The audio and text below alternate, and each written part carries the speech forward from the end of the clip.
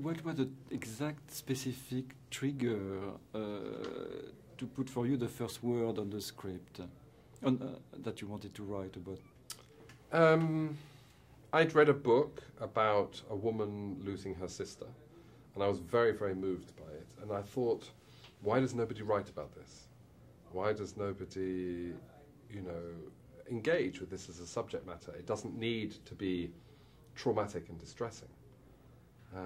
And so I was so moved by this book that I read that I decided I wanted to do something that didn't involve Tony Blair.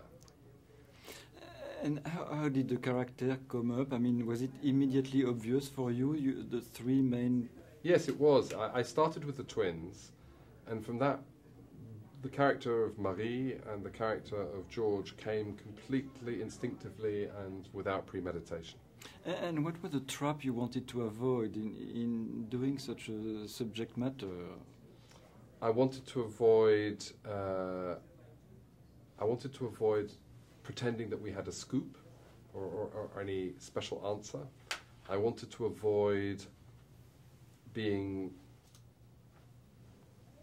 over sentimental, and I wanted to avoid being over intellectual. I wanted it to be simple, and I wanted it to be a romance as well. I mean, I was very interested in writing a love story. Clint mentioned the spiritual aspect, but not the religious. Yes. Can you expand on that specifically? That came very easily. I'm not a religious man. I think it would be very difficult for me to write something religiously. But having said that, I think I'm maybe a spiritual man. If spirituality is, if you define it by being a sense of openness to anything. And I hope I'm not closed-minded, and I hope the film is open and allows everybody in to make their own, it gives them the freedom of making their own decisions. Can you talk about the journey, specific journey of George and Marie and the twin? Can you, in your own words, of course? Well, these are three people who, at the end of the film, they will know one another forever. And I wanted to tell the story of how Marcus, a young twin who lost his brother, and how Marie, a journalist from France who had a near-death experience, and how George, a reluctant psychic from San Francisco, how these three people from very different backgrounds could somehow find their way to meet one another and then spend the rest of their lives connected.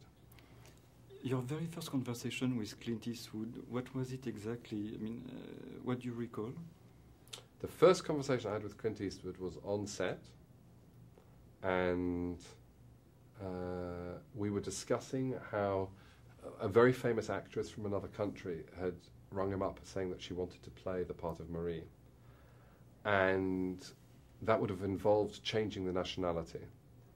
And I live in Vienna and I speak German. So it would have made sense for me to write the part in German and make her maybe Viennese or German, and this other very famous actress comes from a different country in Europe.